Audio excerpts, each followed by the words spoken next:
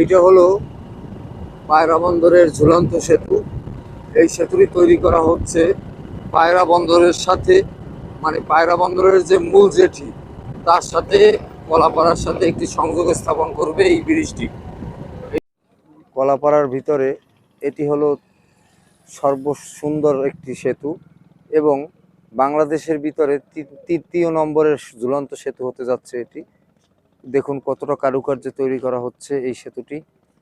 এই সেতুটি পায়রা বন্দরের সাথে কলাপাড়ার সংযোগ স্থাপন করবে। পায়রা বন্দরের যে মূল জেটি তার সাথে কলাপাড়ার এই সংযোগ স্থাপন করবে এই সেতুটি, ঝুলন্ত সেতু। দেখুন কত সুন্দর কারুকার্যে তৈরি করা হচ্ছে।